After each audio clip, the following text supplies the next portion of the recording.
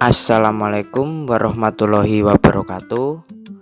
Kami di sini kelompok 5 yang beranggotakan saya Mahendra Eka Putra, kemudian Ersa Ayu dan Vegi Yuda Doni Damara.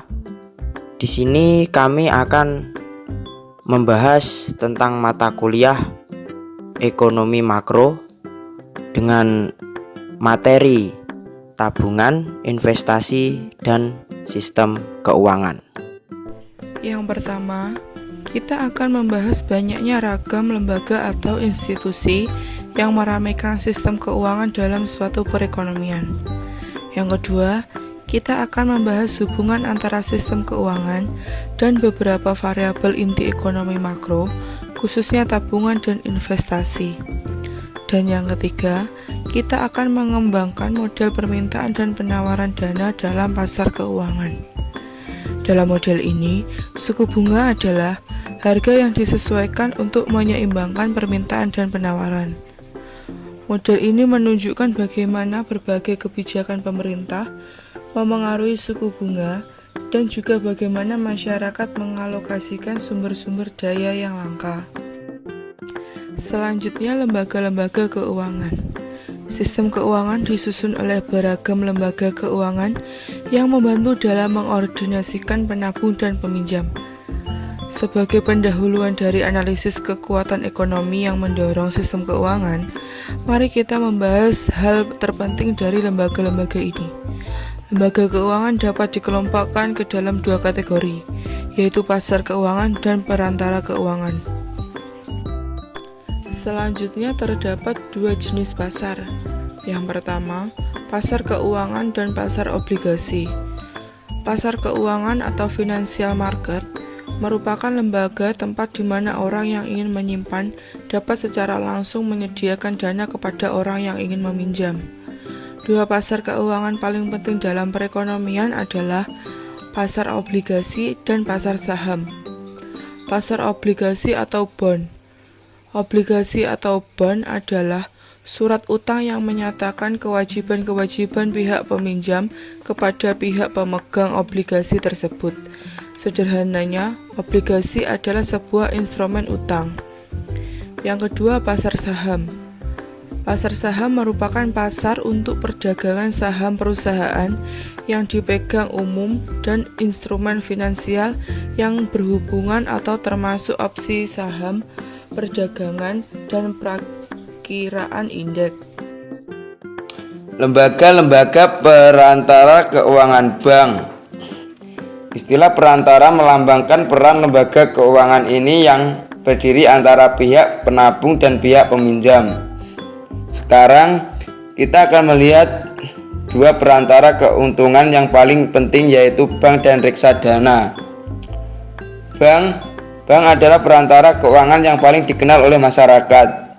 Tugas utama sebuah bank adalah menerima tabungan dari orang-orang yang ingin menyimpan uang dan menggunakan tabungan tersebut untuk memberikan pinjaman kepada orang-orang yang meminjam uang. Bank memberikan bunga kepada penabung dari tabungannya dan membebankan bunga yang sedikit lebih tinggi kepada peminjam dan pinjamannya. Reksadana yaitu sebuah lembaga yang menjual saham kepada publik dan menggunakan hasilnya untuk membeli seleksi atau portofolio berbagai jenis saham, obligasi atau keduanya. Pemegang saham reksadana menerima semua resiko dan hasil investasi yang berhubungan dengan portofolio. Jika nilai portofolio naik, pemegang saham akan memperoleh untung. Jika nilai portofolio jatuh, pemegang saham akan merugi. Tabungan dan investasi dalam perhitungan pendapatan nasional. Lembaga-lembaga yang membentuk sistem ini adalah pasar obligasi, pasar saham, bank, dan reksadana yang berperan untuk mengordinasikan tabungan dan investasi ekonomi. Tabungan dan investasi adalah faktor penentu yang penting dari pertumbuhan jangka panjang PDB, produk domestik bruto, dan standar hidup. Pasar dana pinjaman. Figur 1 menunjukkan suku bunga yang menyeimbangkan pemerintah dan penawaran dana pinjaman. Dalam keseimbangan ini, suku bunga sebesar 5%, kemudian jumlah dana pinjaman yang diminta dan jumlah dana pinjaman yang ditawarkan sama dengan 1.200 miliar. Suku bunga dalam perekonomian menyesuaikan dengan keseimbangan permintaan dan penawaran dana pinjaman. Penawaran dana pinjaman datang dari tabungan nasional, termasuk dari tabungan swasta dan tabungan publik. Pemerintah terhadap dana pinjaman datang dari perusahaan-perusahaan dan rumah tangga yang ingin meminjam uang untuk tujuan investasi. Di sini, suku bunga keseimbangan adalah 5% dan dana pinjaman sebesar 1.200 miliar ditawarkan dan diminta. Untuk poin selanjutnya, permintaan dan penawaran untuk dana pinjaman. Bisa dilihat figur 2 atau gambar 2, atau juga bisa disebut kenaikan penawaran dana pinjaman. Yang pertama, kurva mana yang akan terkena pengaruh kebijakan ini? Perubahan pajak akan mengubah insentif bagi rumah tangga untuk melakukan tabungan beberapa suku bunga. Oleh karena itu, penawaran dana pinjaman akan bergeser. Yang kedua, ke arah manakah kurva penawaran akan bergeser? Jadi, penawaran dana pinjaman akan naik dan kurva penawaran akan bergeser ke kanan dari S1 ke S2. Yang ketiga, kemudian dapat membandingkan keseimbangan yang baru dan yang lama. Penawaran dana pinjaman yang naik akan mengurangi suku bunga dari 5% menjadi 4%. Kemudian suku bunga yang lebih rendah akan menaikkan jumlah dana pinjaman dari 1.200 miliar dolar menjadi 1.600 miliar dolar.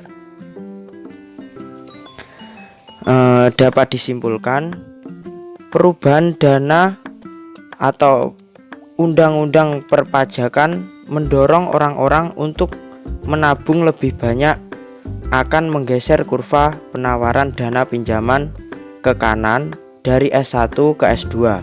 Sebagai hasilnya, suku bunga keseimbangan akan jatuh dan suku bunga yang lebih rendah akan menstimulasi investasi. Di sini suku bunga keseimbangan jatuh dari 5% menjadi 4%, dan jumlah keseimbangan dana pinjaman yang disimpan dan diinvestasikan naik dari 1.200 miliar dolar menjadi 1.600 miliar dolar.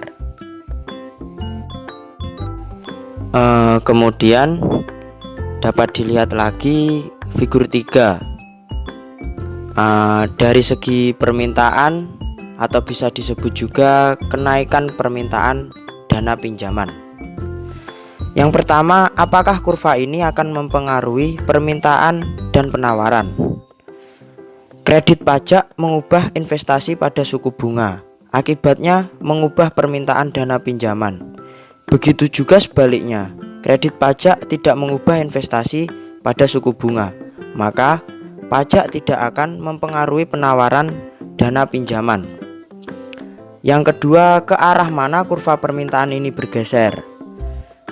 Kurva permintaan dana pinjaman akan bergeser ke kanan, ditunjukkan dari D1 ke D2.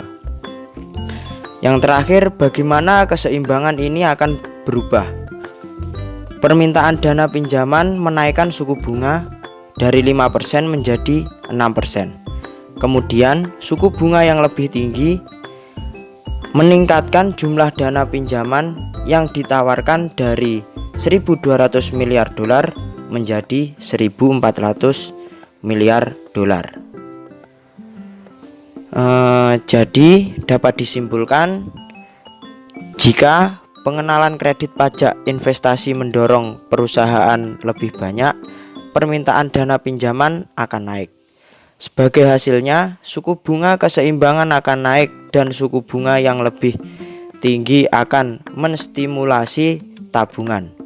Di sini ketika kurva permintaan bergeser dari D1 ke D2, suku bunga keseimbangan naik dari 5% menjadi 6%. Dan jumlah keseimbangan dana yang disimpan dan diinvestasikan naik dari 1.200 miliar dolar menjadi 1.400 miliar dolar. Untuk poin selanjutnya, defisit dana surplus anggaran pemerintah. Bisa dilihat figur 4 atau gambar 4 atau juga dampak defisit anggaran pemerintah. Yang pertama, kurva manakah yang bergeser ketika pemerintah mengalami defisit anggaran? Defisit anggaran tidak mempengaruhi jumlah yang ingin dipinjam rumah tangga dan perusahaan untuk mendanai investasinya pada suku bunga yang ada. Defisit anggaran tidak mengubah permintaan dana pinjaman. Yang kedua, kemanakah kurva penawaran bergeser? Defisit anggaran menggeserkan kurva penawaran dana pinjaman ke kiri dari S1 ke S2. Yang terakhir atau yang ketiga, bagaimana membandingkan keseimbangan baru dan lama. Jadi, ketika defisit anggaran mengurangi penawaran dana pinjaman, suku bunga naik 5% menjadi 6%. Jatuhnya investasi yang diakibatkan oleh pinjaman pembatasan paksa atau crowding out digambarkan pergerakan kurva permintaan dari 1.200 miliar dolar menjadi 800 miliar dolar. Dapat disimpulkan juga ketika pemerintah membelanjakan lebih banyak daripada yang diterimanya dari pendapatan pajak, defisit anggaran yang terjadi menurunkan tabungan nasional. Penawaran dana pinjaman menurun dan suku bunga keseimbangan naik. Oleh karena itu, ketika pemerintah meminjam uang untuk mendanai defisit anggarannya, pemerintah mendesak rumah tangga dan perusahaan yang akan meminjam uang untuk membiayai investasinya. Di sini, ketika penawaran bergeser dari S1 ke S2, suku bunga keseimbangan naik dari 5% menjadi 6%. Dan jumlah keseimbangan dana pinjaman yang ditabung dan diinvestasikan jatuh atau menurun dari 1.200 miliar dolar menjadi 800 miliar dolar. Untuk poin yang terakhir, studi kasus utang pemerintah Filipina. Bisa dilihat figur 5, utang pemerintah Filipina. Pada 2006, upaya pemerintah Filipina untuk memperbaiki posisi keuangannya dengan menaikkan pajak untuk mengumpulkan lebih banyak pendapatan dan melepaskan perusahaan-perusahaan milik negara untuk memotong pengeluaran tidaklah sia-sia. Defisit anggaran menyempit menjadi 62 triliun peso atau sekitar 1% PDB yang menurun dari puncaknya yang 5,3% pada 2002, dan level total utang PDB jatuh untuk tahun kedua secara berturut-turut. Namun level utang tetaplah tinggi. Jadi utang pemerintah Filipina yang ditunjukkan sebagai persentase PDB berubah-ubah sejak tahun 1990. Pada 1993, total utang termasuk utang domestik dan luar negeri adalah 76%. Tahun 1996, utangnya jatuh pada nilai 53%, tetapi mulai naik secara pasti hingga hampir menjadi 80% pada tahun 2004. Sejak saat itu turun sedikit, namun tetap tinggi jika dibandingkan dengan negara-negara lain di Asia Tenggara. Sekian presentasi dari kelompok kami. Ada kurang lebihnya, kami mohon maaf. Wassalamualaikum warahmatullahi wabarakatuh.